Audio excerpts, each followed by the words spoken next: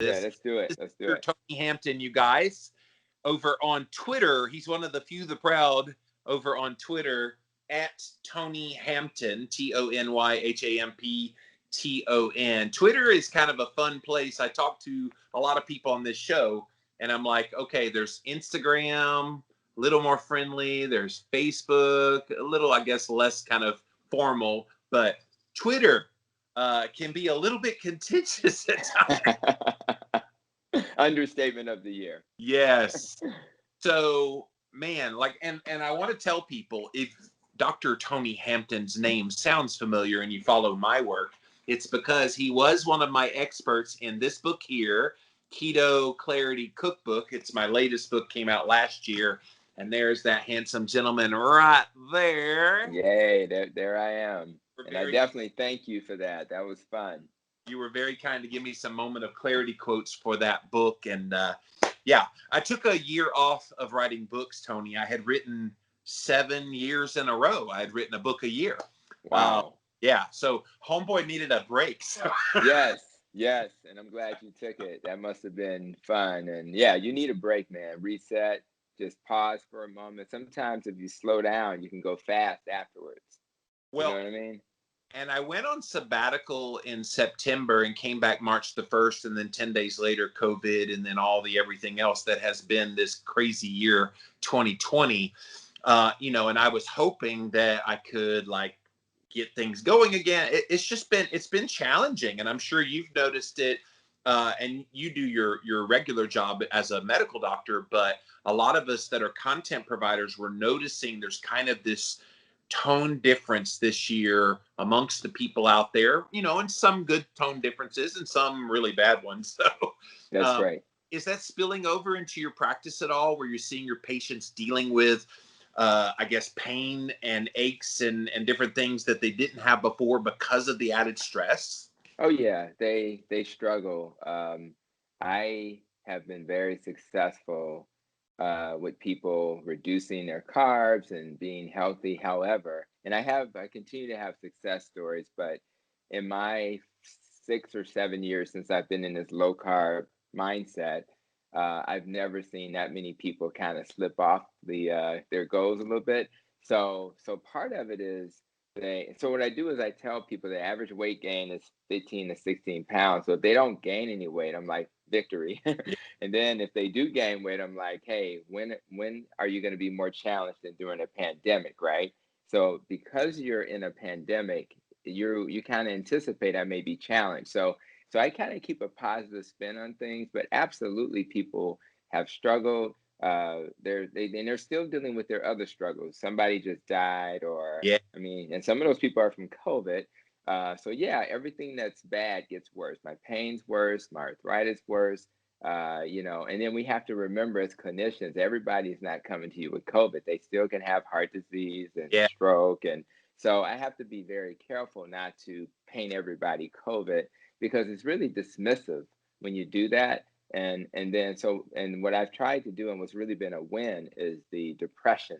So what happens is people are more depressed, but then we're using virtual technology. So in a way, we're reaching more people because the virtual people who are behavioral health are kind of in some ways more available because they're doing all these virtual visits. And what I found when I interviewed Dr. Joan Iflin on my podcast, she talked about how when you are dealing with food addictions, that it's better to deal with those in their home setting than to take them to an outpatient place or another facility because their triggers are at home. So you want to be in an Ah, environment where they can train their brain that I can do this at home too. So yeah. sometimes behavioral health is better, rather than AAA or a food addiction. It's probably better to do it at home when you're around people and the triggers that normally trigger you. So it's been a little interesting, but you become a little bit of a therapist. I think in the work we do, how we educate, we're kind of like therapists and we're teaching this low carb message, but you have to kind of see where people are. And then you say, well, where are the weak spots for them? And then you start to focus in on that instead of just, I'm going to talk about your cholesterol today. Now let's talk about some things that's impacting me. And then we can kind of roundabout get to the cholesterol. And it's really about going to where they are. Yeah, and I'm glad you hit on that people had other stuff besides COVID. And I'm going through a personal matter this year, and other people have personal things in their life. And I think this has kind of shone a bright light on something that was already there, and it's just exacerbated it. And that's the Oh mental my God. Yeah, health I mean, people were especially suffering even before this. yeah, even those disparities. I mean, even Fauci said that. He said that there's disparities that COVID has like shined a bright light on.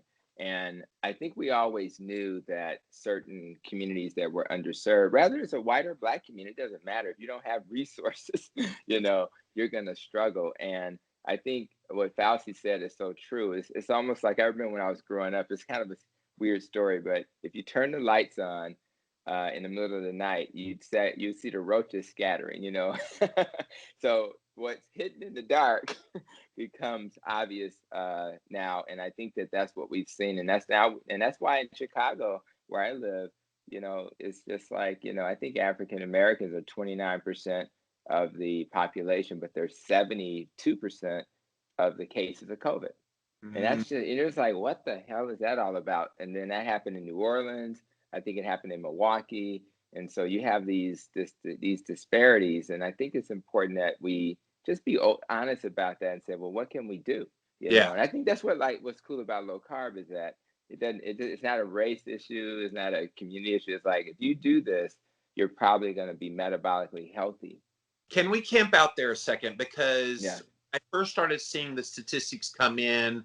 Of course, everybody focused on obesity, and then they Yes. focused on the comorbidities. What is it? Is it those things in the African American community that's making this worse for them, or is there something genetic within the cultural part of being Black? I mean, what do you think? I think it's probably more like I always tell patients, you are not a victim of your genetics. So I think there are some factors that maybe are more likely because your genome is not just who you are today, it's who your parents were, who your grandparents were. So yeah, there's going to be some genetic factors, but a lot of the things we inherit is our lifestyle, right? So if I'm accustomed to cooking a certain way, and some of that is based on what I had to eat back in the slavery days. I ate pig feet and things like that because that's all I could eat. I mean, who would eat chitlins on purpose, right? Well, But South. So in the South, so, right. And that's funny because I went to school in New Orleans, so I hear you. You know what I mean? But I think back in the day there were reasons, and even chicken. Like I learned recently that chicken was the only crop that African Americans could grow legally. I didn't know that. Like so, of course so we're gonna eat more chicken, so we're gonna like chicken maybe more. And I just didn't know that. But it's more than just the health issues, the environmental issues. If you think about it, if I live in an environment where gunshots are common, if yeah. I live in an environment where it's just a lot of drama. In Chicago, the life expectancy is about 9 years different when you're African American versus Caucasian. And in some neighborhoods, this is the part that's going to blow your mind. I've shared this before. If you live in Inglewood, which is a poor Black community, your life expectancy is 30 years less than the people who live in Streeterville, which is on the north side, which is more of a white community. Whoa. 30 years less. So it's partly those issues, it's the educational issues, lack of access to healthcare. I'm not going to be as educated, so I may not have access or just don't have those facilities in my neighborhood. I don't live in that community anymore. I can just literally walk out the door and I have access. I mean, literally, there's even a CVS health pharmacy, which is like literally a block away from my house. But if you're in certain communities, because of the rioting, some of those places have left and they're Right. not coming back because they're like, I can't deal with it. So yeah, there are things that are more common in communities of color, like asthma is probably 20% more prevalent. Things like hypertension is more prevalent, but it's health disparities, it's economic disparities, it's all kinds of disparities that are, it's multifactorial. So when you're trying to fix it, it's more than just let's teach people about diet. Well, we also have to do those social determinants of health and say what other factors keep Miss Jones from coming to your clinic. Is it transportation? Is it that she's a grandparent raising all these kids and she simply can't leave the house because she got, 3 kids on her leg? And then we have to say, well, how do we support her? Do we have to provide transportation? Do we have a daycare that can kind of watch the kids at the clinic? What can we do to address these issues? And I think once we start thinking about all the social determinants of health, then we can help this, people who are affected. And again, it's not even a color issue. It's like if you have a person with less resources, how do we look at them and support them? And we Right. have to maybe harvest that information. That means that when we're in the clinic and we have our medical record, some of the questions we should be asking, we may not know they live in a food desert, but we may want to ask them, so when was the last time you were not able to, get your meals? Are you having some food insecurity issues where we need to be aware? And then are we able to partner? We partner with the Chicago Food Depository and we give out food. So can we have partnerships with the Chicago Food Depository so our health system supports that? Because ultimately, if they're healthier, we do better as a population health organization who Yeah. benefits from healthy people. The insurance people are healthy, are happier. So there's ways that everybody can benefit, even from an economic perspective. Can we dig into that a little more? You're bringing up so many things that are like good to talk about. So what you're describing, Tony, sounds like kind of at the micro level, like at the very individual people basis, maybe collectively in a community. How do we look at it from a macro level, and even from the federal government or national entities that could take part in making what you're describing come to pass? Well, we have to understand we live in a capitalistic country first, right? So a lot of people are afraid of universal health care and things like that because they think it's going to destroy capitalism. And I understand that argument because I don't want to destroy capitalism. I want to be able to write books like you and actually be successful. But I think at the end of the day, if we can do both, where we're saying what are the needs of the community, and then you can still be profitable and make the system work, but you have to redesign how we're paid. So part of a population health model, which Advocate Aurora, where I work in Illinois and Wisconsin, what we do is we get a bucket of patients, and then if we manage those patients well, it's not about managing by not ordering an MRI or CT if they need it, but saying that if you keep people healthy, not only are we going to pay you what we normally pay you, may even give you a bonus. So we get paid more. So if our entire health system was designed where we were incentive, and some of those other countries that have universal care, they do that.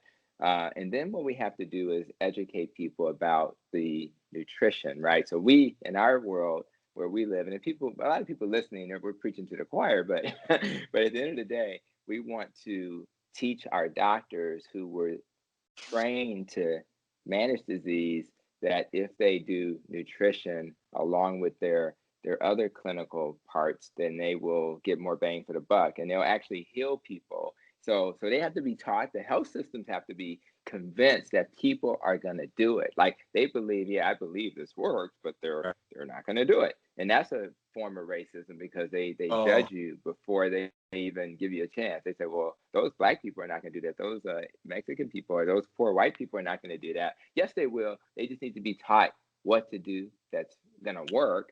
And then, so it's really our fault in a way that we right. haven't given them the right information. One thing that's always bugged me about the kind of medical system in America is you have all these insurance companies who you would think would have a vested interest in remaining highly profitable by Yeah, keeping people I know. not sick.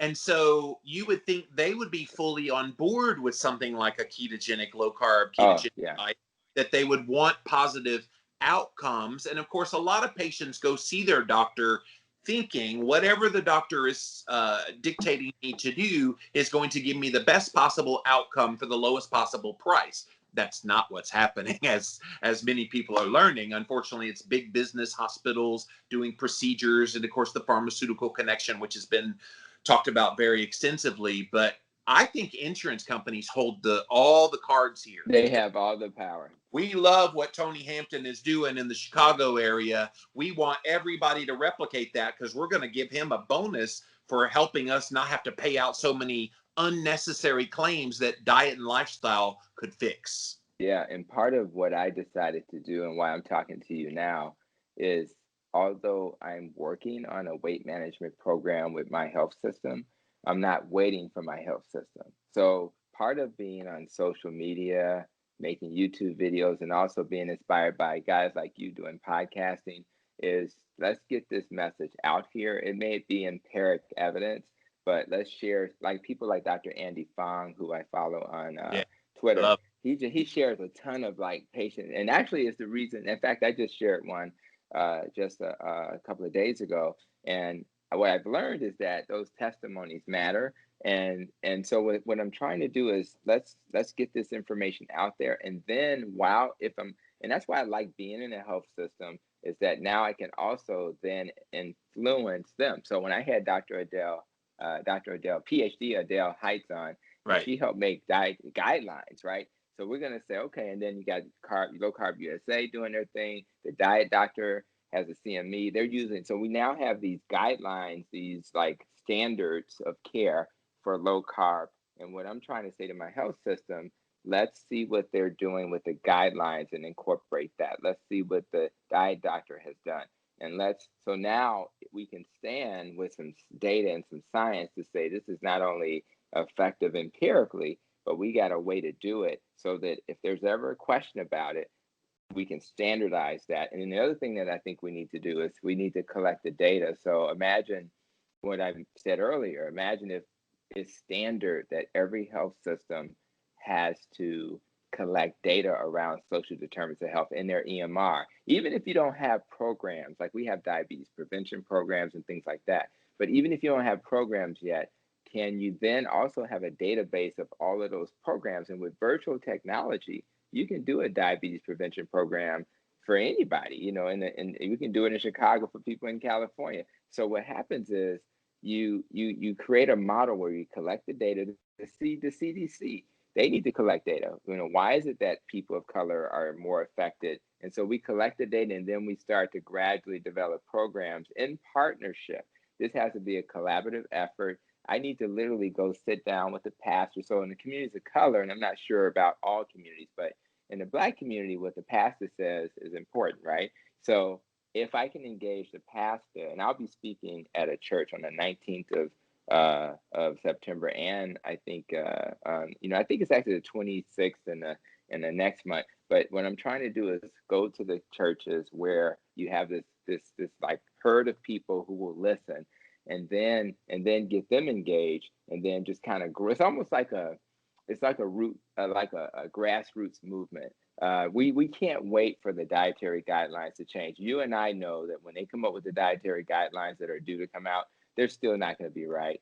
And right, and Adele Height would argue we shouldn't even depend on that in the first place. I mean, But I don't disagree with her, but but she's but she's right. But unfortunately, the food stamp program, which is a lot of the minority communities, is dependent upon, and it's kind of predicated on that. The commissaries at military bases, the public school lunches. So yeah, it you really does matter a lot more, even you though we have to. support them. It does have an Yeah, impact. you do both. You have to do like Nina with the Big Fat Surprise and the Nutrition Coalition. I think her thing is, yeah, that may be true, but we got to fight to change it. So I think we do both. We try to maybe minimize it, but my concern is if we minimize it and that's the standard, then we're in trouble. And then even if we don't have it, how do you get all of these clinicians educated to the level they need to be so they can give advice? Most of them have no nutritional. That's why I'm in a master's program for nutrition now. They have no training. And even in my master's program, I still have to push back because there's still this low fat kind of thing that they're doing. But what's cool is that because I got educated from guys like you before I got into the space, what happened was I'm able to go into my nutrition program with a little bit of a different perspective. Even Amy Berger said that when Amy Berger did her Alzheimer's antidote research, she was able to go into her nutrition training with a little bit of a different version. So that way she can push back, she can challenge while also being okay hearing. I'm okay hearing what you guys are saying. I mean, I'm totally okay with that, but I'm actually able to question it. And I'm not just sitting there saying, okay, I'll receive what you're saying. Because I have evidence that when I was doing my vegetarian thing for 8 years personally and as a physician, I was known as a vegetarian doc. I hardly ever took people off medicine, partly because they wouldn't do it, but for those who did it, I had to eventually learn that pasta is a problem, even though it's vegetarian. You know what I mean? So I think it's like all of this education we need. So, Tony, in your Masters of Nutrition program, and I know you've got big tests coming up and you're about to get this degree. And pray for me, brother, please.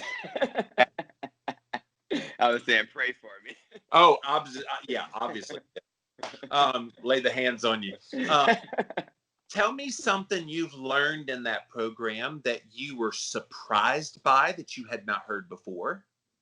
I think the things that I had not known, which are, I think, like they're like vegetables, um, are. I always was trained in my vegetarian days that you need phytonutrients from vegetables in order to be healthy, which I do understand. I mean, my carnivore guys would argue otherwise, but so part of it was understanding that although phytonutrients are important, I've learned that you don't necessarily have to only get it from that. And then you have you have chemicals like phthalates, and you have chemicals in the vegetables, right? That are gonna tell your body, I'm trying to protect myself as a vegetable, right? So I didn't really know that the vegetables challenge your body in a way that maybe in some ways are helpful because it makes you Right. stronger. Right.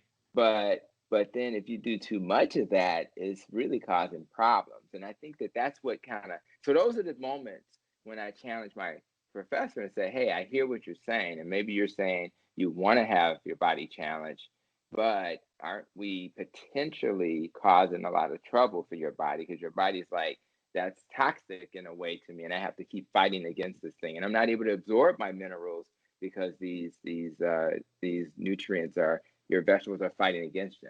And the oxalate issue is the perfect example of that. Exactly. In the appropriate amounts, probably do cause somewhat of a hormetic positive That's stress right. That's body. right. In excess, it's like anything, Tony. In excess, it could mess you up. It's kind of like the hydroxychloroquine studies when That's right. they gave them 10 times the dosage of what they should have gotten to That's get right. the positive effect. And of course, they got negative effects. But That's when you right. get the appropriate doses, then's when you get the therapy. And that's where practicing physicians have to use their training and their knowledge and their experience to come up with good, logical, I guess, recommendations when it comes to things like oxalates, phthalates, and even hydroxy. But think about this. If I had talked to you a year ago and you mentioned phthalates or oxalates, I would have not known what the hell you were talking about. Right. To be honest with you. So what I'm saying, and that's when in this moment, I'm like, I'm so glad I'm in school because I don't want to be this doctor who should be able to have a conversation with Jimmy Moore about nutrition, right? And know what the hell I'm talking about. So my point is those little nuances do two things. One is it allows us to have a conversation with my vegan and vegetarian colleagues, recognizing where they're coming from. Yeah. And I get it, and then recognizing where I'm coming from. And what I'm saying is, if I got a patient in front of me who has an autoimmune disease, I may want to consider the possibility that somebody like Sean Baker's approach, which is a carnivore, may not be a bad option for that person, at least as an experiment.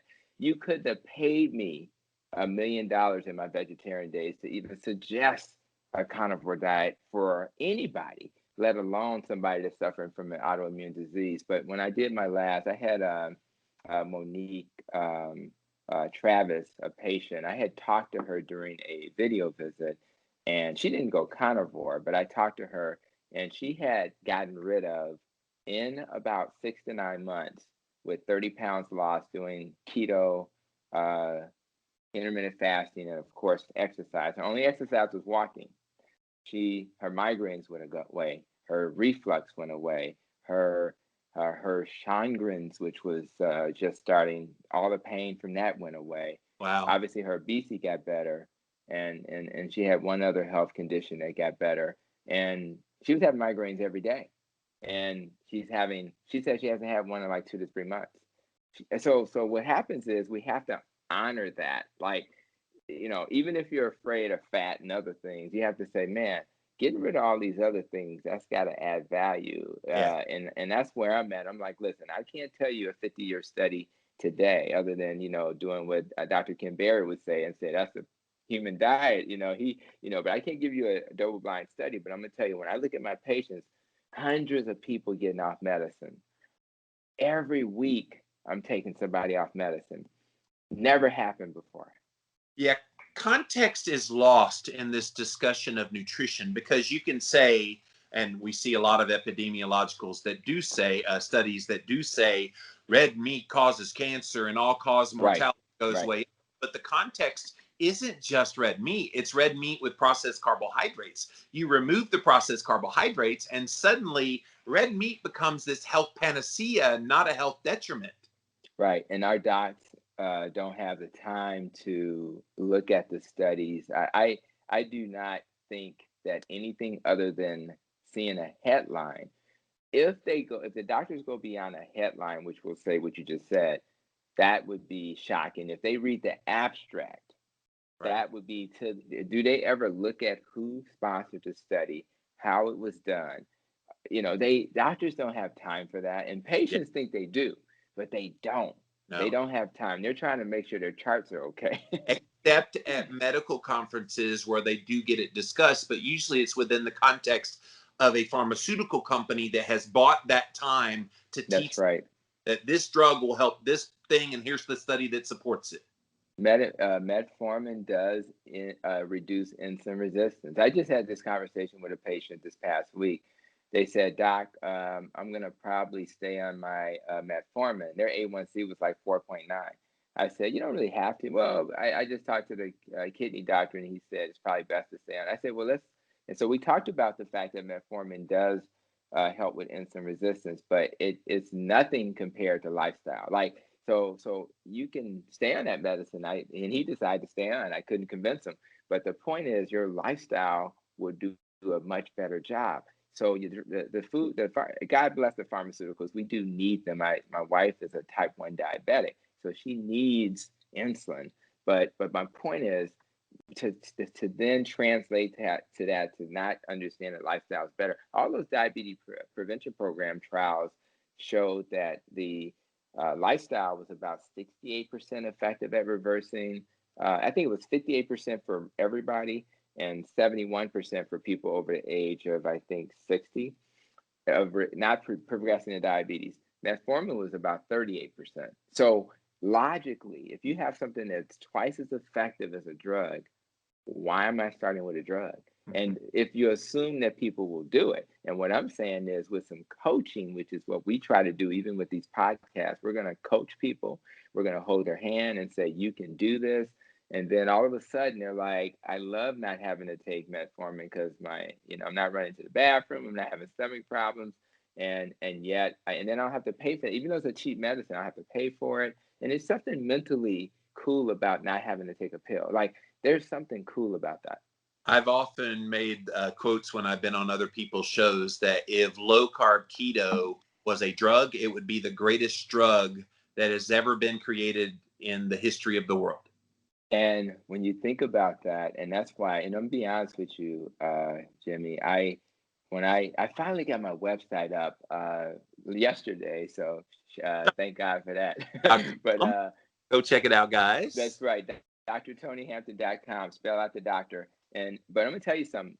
Instead of saying low carb, I went with metabolically healthy, because when you're dealing with health systems and doctors who don't know what we know, they haven't read the studies, they are a little nervous. But there is no drug that will uh, fix your blood pressure, your blood sugar, your cholesterol indices, the triglycerides, HDLs, and your waist circumference, which are all the metabolic syndrome parameters.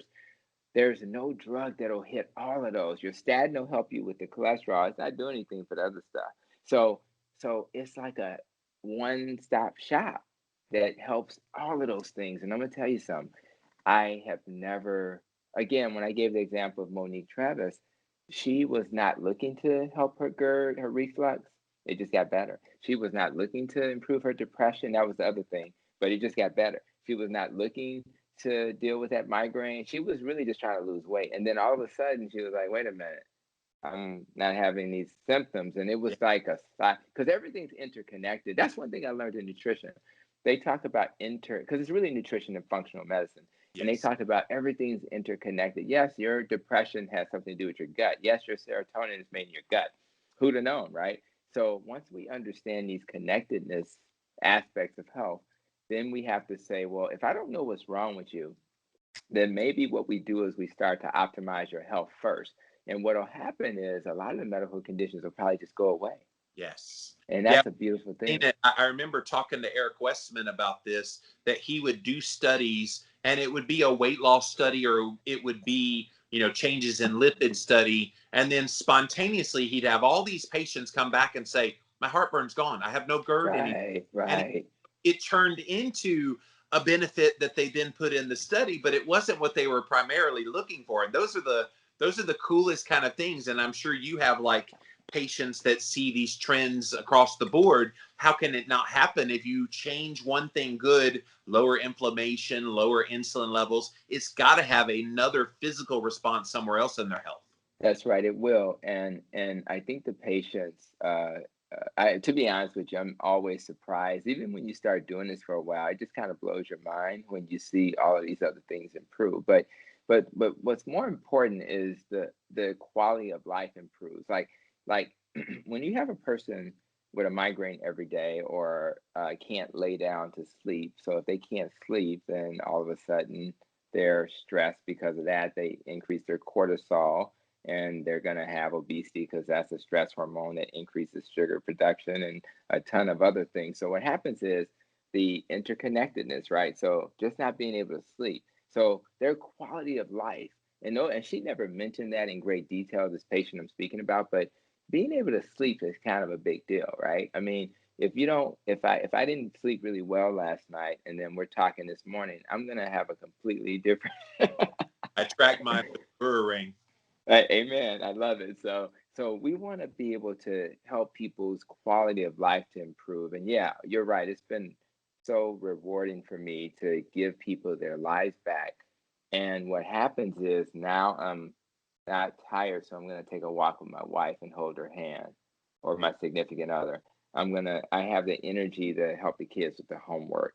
I'm going to be nicer to my coworkers because I'm not tired and fatigue. So when you get all of these things in order, the entire spectrum of your life changes. And that's kind of what we're trying to do. We're kind of evangelizing that we want the world to be a better place, but it can't be a better place if my supervisor didn't have a good night of sleep. Then they're going to have a little attitude with me. Then that's going to affect how I treat the person that I work with and vice versa. So I just think that the downstream effects, we call it the butterfly effect, how the butterfly flaps its wings in another country, and then you have a storm in Chicago because it affects all of these people.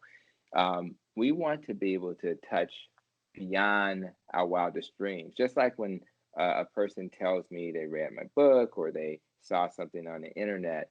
Yeah, my sister is now doing it, and then who knows who that sister is talking to. We want to affect all of the people in everybody's lives. So that's why I feel this is like literally spiritual work in a way. It's like you're helping people, just giving them a different way to approach their medical health. So it's really been, I just feel fortunate that I found it. I stumbled across it. And I'm just happy I did. And I'm still in the matrix a little bit because a lot of people I work with, I still have people I work with. I'm handing out a low carb handout, and my colleagues are still doing a low fat. And the good news is that for maybe 10 to 20% of the population who are insulin sensitive, that may still work for them. Right. So I'm not saying it doesn't work for everybody, but I'm saying for particularly in the population I serve, communities of color, they are metabolically ill, and they would, Dr. Feynman, he would argue that you start with low carb because that's like Right. he's a biochemist. He's like this is like biochemistry. This is not like rocket science. it's a different kind of science. But so I think we need to honor that. But what person who's logical would argue that a person who has problems metabolizing sugar and starch shouldn't start there? Like, you don't have to be a biochemist to understand that that makes a lot of sense. Well, and especially when we have studies that say 87% of the American population has some level of insulin resistance going on. Sometimes it manifests as heart disease. Sometimes it manifests as type 2 diabetes. Sometimes it doesn't manifest as any kind of labeled chronic disease, but it's an underlying thing that's building and building and building. That's right. That's right. 5 years old, you're type 2 diabetic. That's right. And I just want to make sure that at the minimum that my clinical colleagues are not afraid to have on their list of options. That's why what the American Diabetes Association did recently with saying this is a viable option. Right. That's all I'm asking for. I just don't think it should be demonized. That's all. And the same with the dietary guidelines. Just make low carb an option and promote it as not dangerous. That's the thing that has made this discussion so difficult. Is there's nothing dangerous about low carb keto. There's nothing dangerous about eating meat.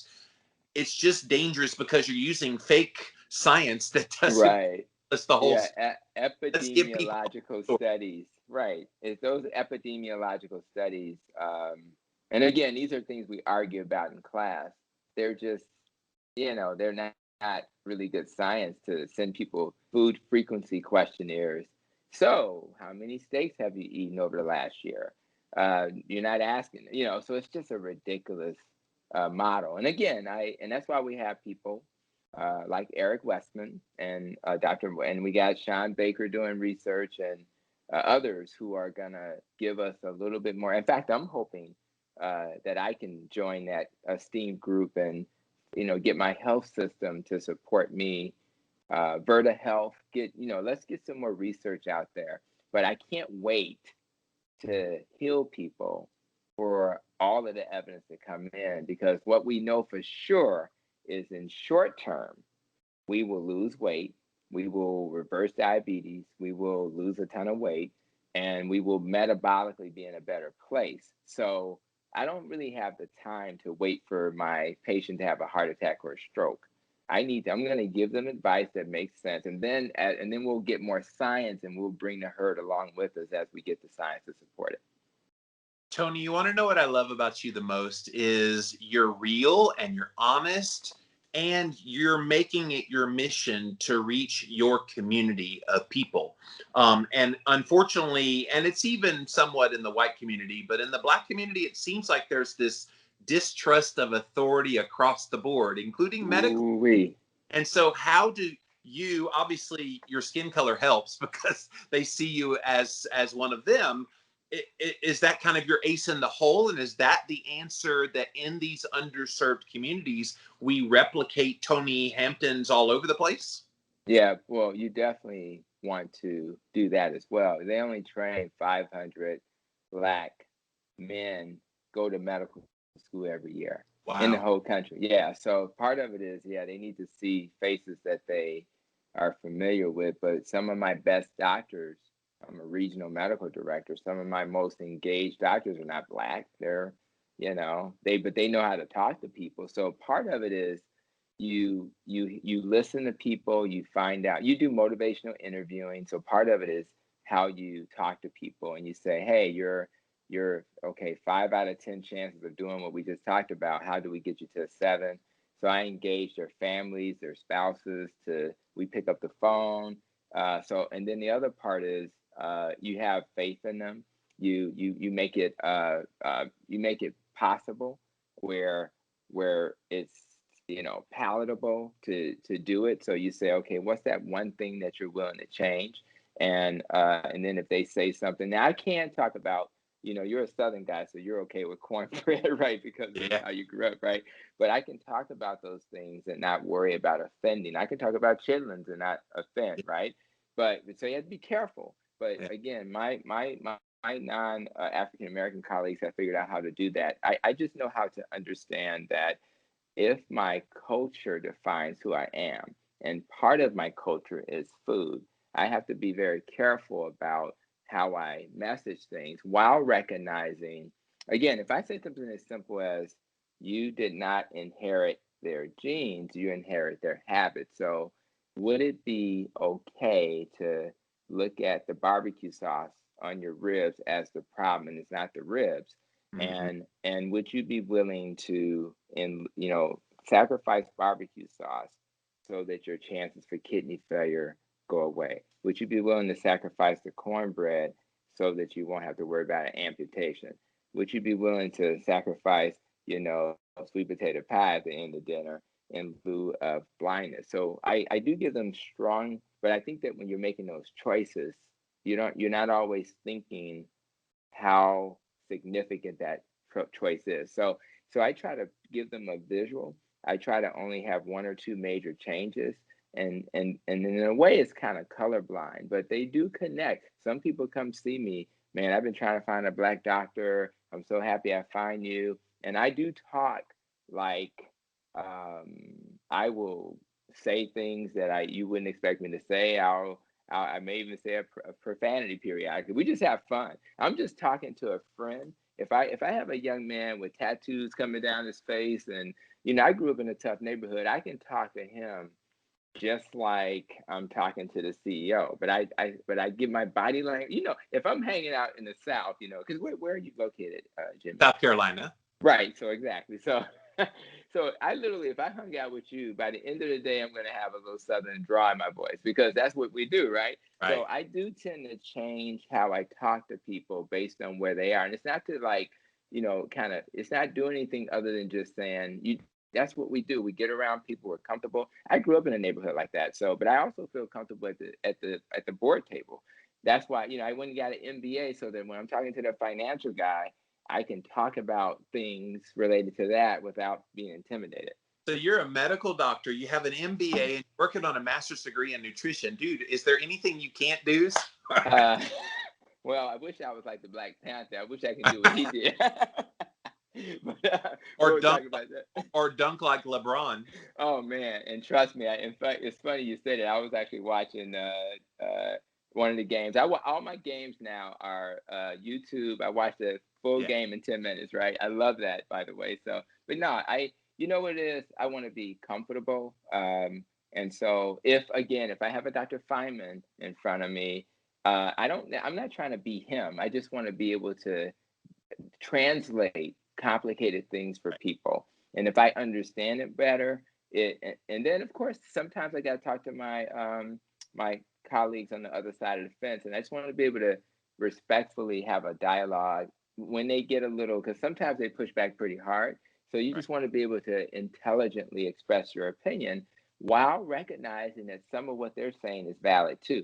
I'm just looking at the masses, and just like you, it's like, what is going to impact the most? When I got a 15 or 20-minute appointment, what's going to impact the most number of people? And what I found is that this methodology is, I mean, literally 50% engagement, if not more. So I just love the fact that this approach, and people don't push back. If you say no ribs, they push back. If you say work on the barbecue sauce, they push back a little, but not as much, because they say, you know what, my aunt made some smoked ribs that were killer, and Or get so a there you go. recipe and just make it yourself. Like That's right. That's right. do it That's on your right. own without all the high fructose corn syrup in That's there. right. That's right. That's right. So I love it, man. I feel that with the right information, keeping it simple, and I love that you're putting stuff out there, because some people just need what to eat, not to eat. Other people need recipes. Even on the website, drtony.com, I'm going to have a recipe section. I'm working with the diet doctor. So first of all, thank you.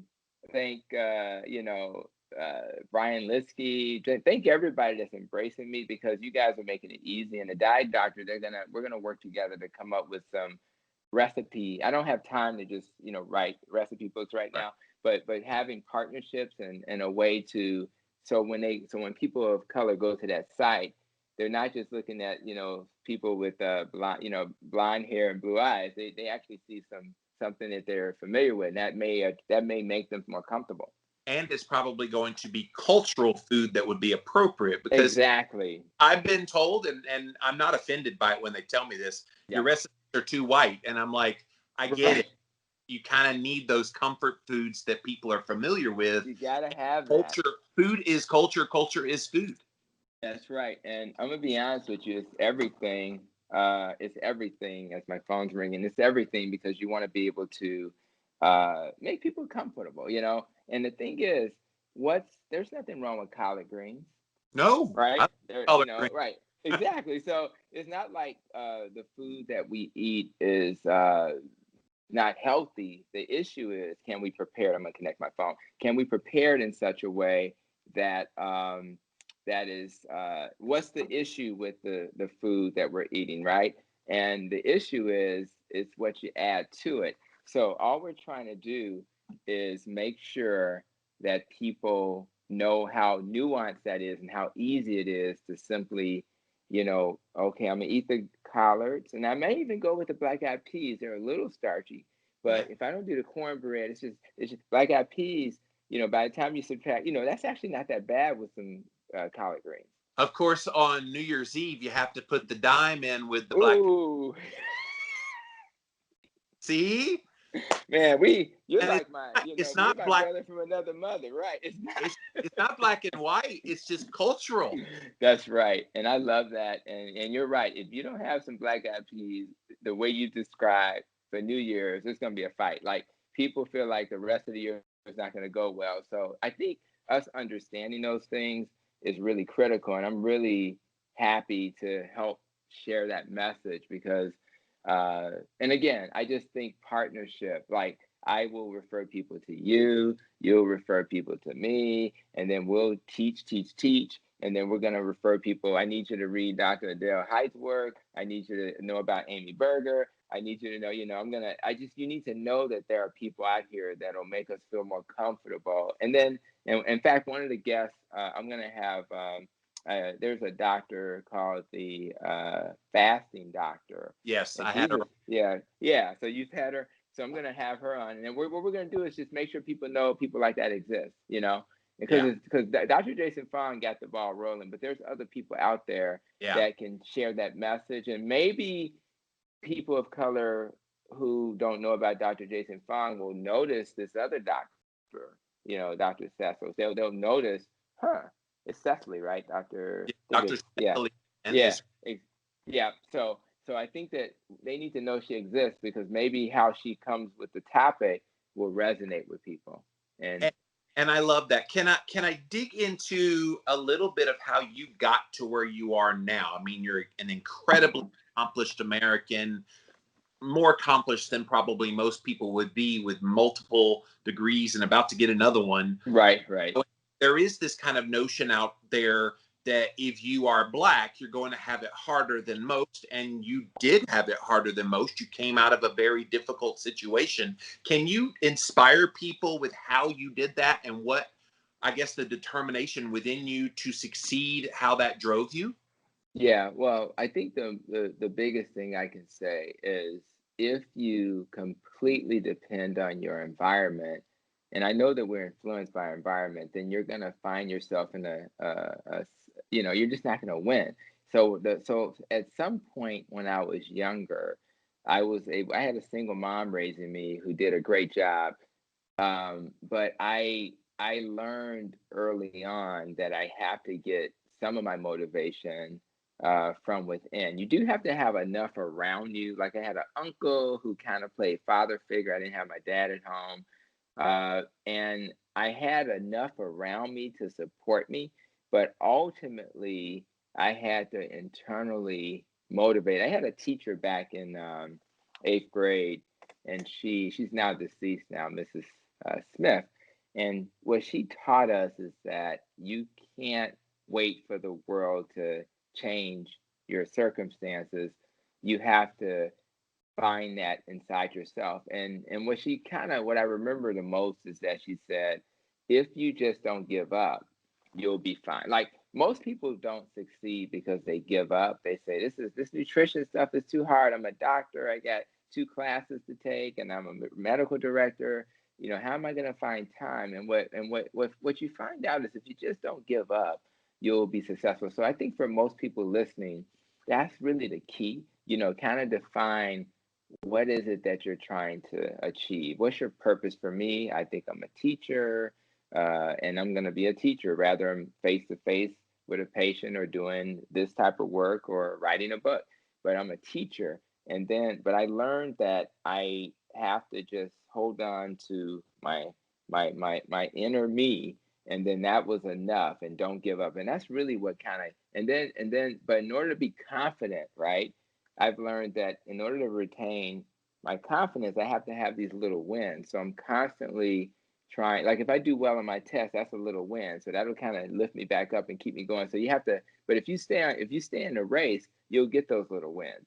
And that'll kind of inspire you.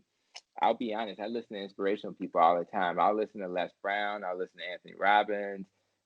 There's a guy, Eric Thomas, they call him the hip hop preacher. There's a guy, Infinite Waters, Ralph Smart, who's I think in England. I listen to all these people so that they will continue to keep me on inspired. Because to be honest with you, sometimes the people around you who even love you, they love you and they say, well, I remember being advised, don't study too hard because you may go crazy.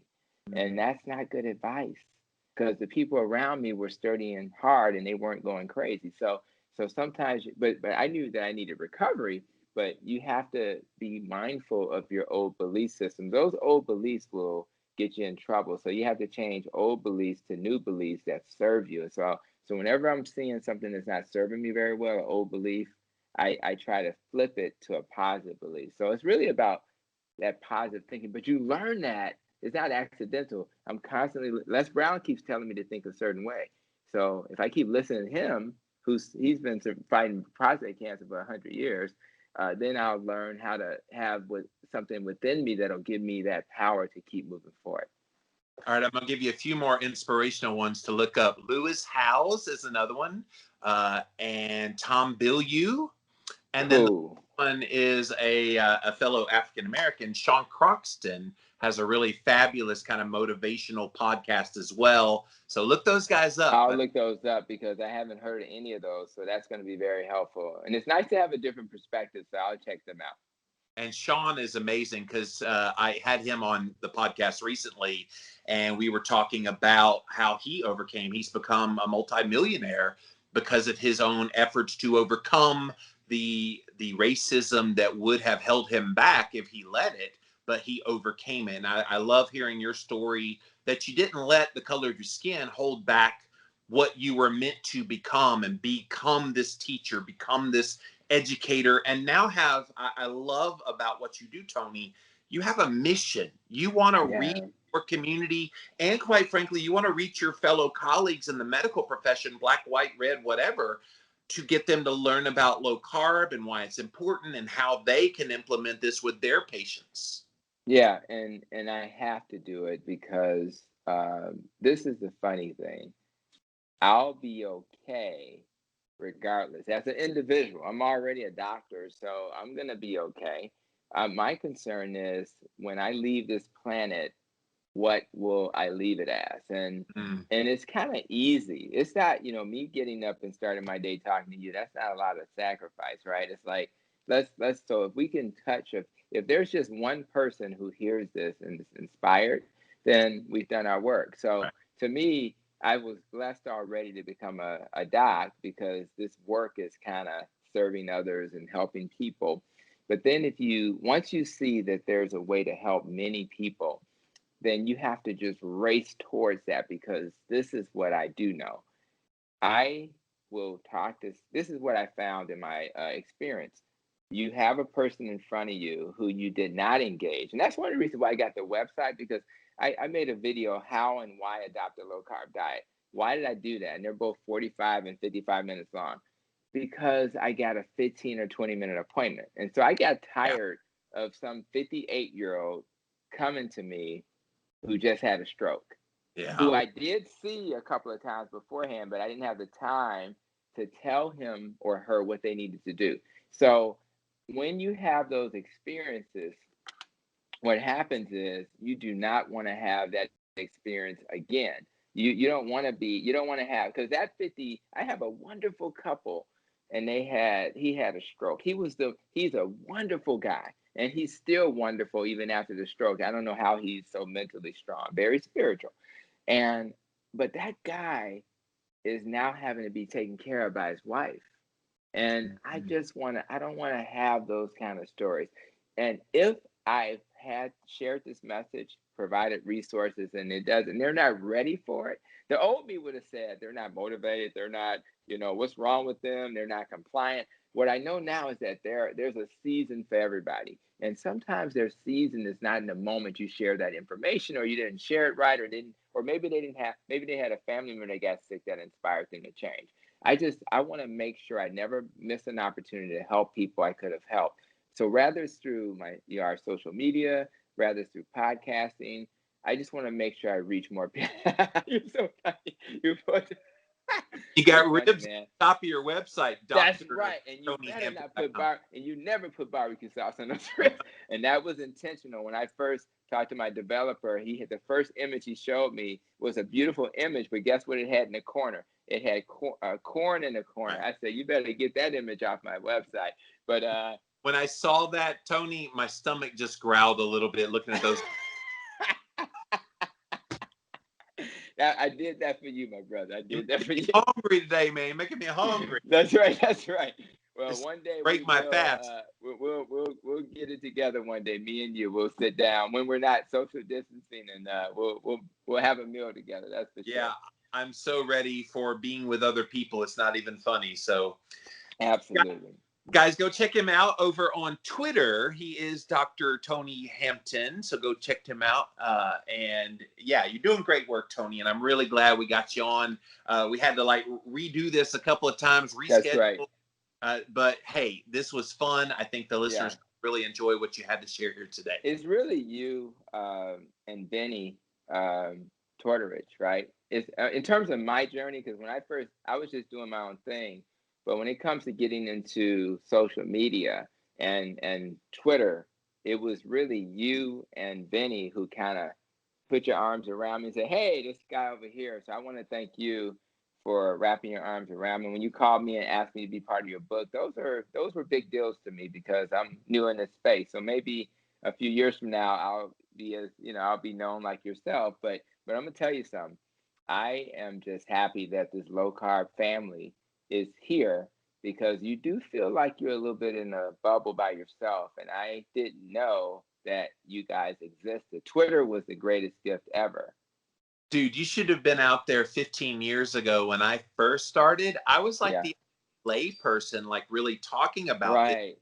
Eric was out there, Eric Westman, and Bullock, and Steve Finney, and a few ancillary people. Yeah. But from the lay perspective and trying to get people to pay attention. Oh my gosh. Today I'm I have so many friends all around me. Back then I was like, is anybody listening out there? It's kind of fun that we have not other people, but even medical professionals like yourself. And it's just so gratifying. This is what I've been hoping and praying for many years. Yeah. Thank you for laying the foundation with the rest of those guys like Dr. Eric Westman. And now we're just going to grow it. And the thing is so funny. It's still not a large enough community, right? It's it's huge, but it's not, because even when you look at the people who are out there, it's not like a thousands of people. It's still a small group. So we need to grow it even more. But the difference between 2005 and 2020 is at least now people know what ketogenic is. Right. They respect low carb more than they ever have before. I could imagine. Thanks to the carnivore community, meat is not quite as vilified. It's still vilified, but not as it was back then. I mean, it was they had dead pigs in the street and dragging them along. Oh, see, this is what it's just, it was disgusting when I first started. These vegans were out of control, man. Right. Well, I'm glad that we're that for a while. Yeah, and I have a different tone. I think we have some people who are a little stronger than others, but I try to keep mine fairly, mild. But ultimately, I agree with you. We're gonna keep moving ahead. I'm just as inspired because again, every day that we don't put the message out, somebody may die. Somebody it may be a statistic to some people, but that's a family member, that's an uncle, that's an aunt, that's a parent.